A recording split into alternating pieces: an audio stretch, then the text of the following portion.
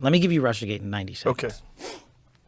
Could you imagine a time in the United States of America in the 21st century where a political party would go overseas and acquire fake foreign intelligence from a foreign intelligence officer funded by donations to that political party in the United States of America, then take that material, package it, walk it to the FBI, literally, and say, hey, we need you to surveil the opponent of our political party who happens to be running for the president of the United States, then convince the FBI to go into a secret federal FISA court and say, hey, I need you to wiretap all the comms in and around Trump camp because of the material we gave you, and then have that FBI lie to the federal court and the judge in that warrant application, which is a felony, and intentionally remove information of innocence from that application just to get it above the threshold so the judge would sign it.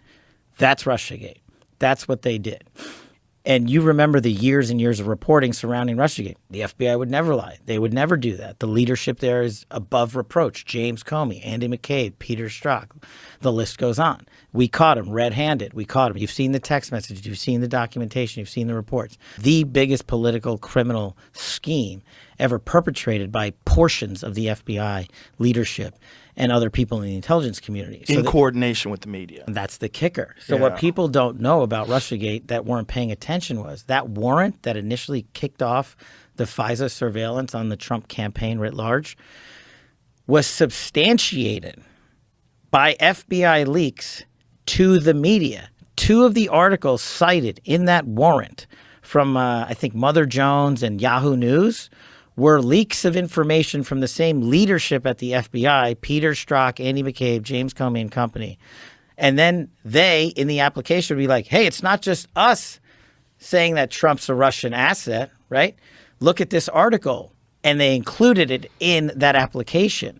So this was a coordinated conspiracy to take down your political opponent by weaponizing government. But half of America to this day still believes the narrative that the CNNs of the world pushed for 5 years.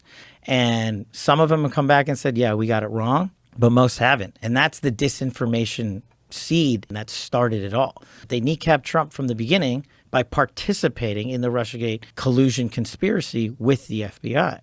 What if me, as the FBI director in the Trump administration, during a presidential cycle, went out there and said, hey, Republican National Committee, do you guys have dirt on whoever's running for the Democratic nomination to be president of the United States? If you don't, can you go overseas and pay a foreign national, get me some bogus intel? Then I, as the FBI director, will authorize the warrant. I'll leak to the media while I'm doing it, take their articles, put it in that warrant, and then go surveil the opponent so he doesn't get elected. I would be in prison.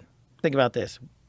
Me, as the director of the FBI, the former Russiagate guy, when I first got to the Bureau, found a room that Comey and others hid from the world in the Hoover Building, full of documents and computer hard drives that no one had ever seen or heard of. What's in there? A lot of stuff. I don't know if you remember who Nellie Orr is. Nellie Orr's husband, Bruce Orr, was like the number 4 at the Department of Justice, and he was the one who introduced the world of Christopher Steele, the guy that started Russiagate. Well, the entire time her husband was doing that at DOJ, she, Nellie Orr, was working on an outside contract to dig up dirt on Donald Trump. So she goes to the Hill and testifies as a result of our investigation, right, under oath. She said, I never worked with my husband on any of that. I would never do that. What did Grassley put out just 2 days ago? The Nellie Orr documentation that the FBI hid to the world, that we gave them, where Nellie Orr is caught red-handed providing information to her husband related to Trump-Russia collusion, directly proving that Nellie Orr lied to Congress. Felony. Can't prosecute her. Statute of limitations is gone. That's just one example.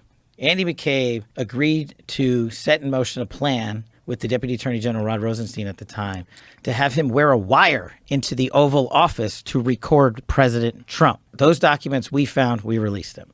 Whoa. While Andy McCabe was in charge of the Trump-Russia Gate collusion investigation, his wife was running for political office in the state of Virginia. Do you know who's funding her campaign for political office to the tune of $600,000? Hillary Clinton world, who happened to be running against Donald Trump. Do you know what Andy McCabe did? He leaked information about the Clinton investigation to the media unlawfully as the deputy director of the FBI.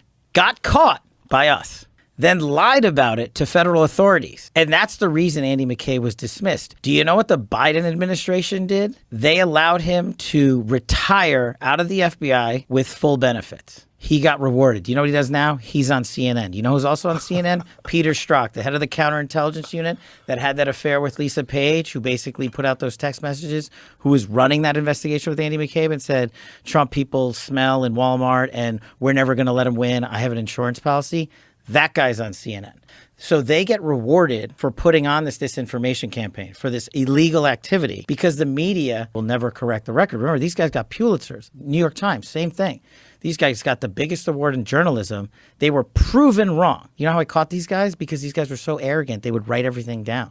And I found the documents. So they think no one's going to catch us. I'm going to write everything down. We're going to put it in a lockbox. We're going to put it in a vault, and no one's going to find it. Well, you know what? I found the vault, and now I'm going to work. It's not a Republican or Democratic thing, right? It's an all-hands-on approach to protect themselves and their actions and their friends. It's the ultimate height of hypocrisy. They have two sets of rules, one against you and one for them. My mission has always been to put out the truth, whatever the consequences are. Whoever it's against, that's what matters.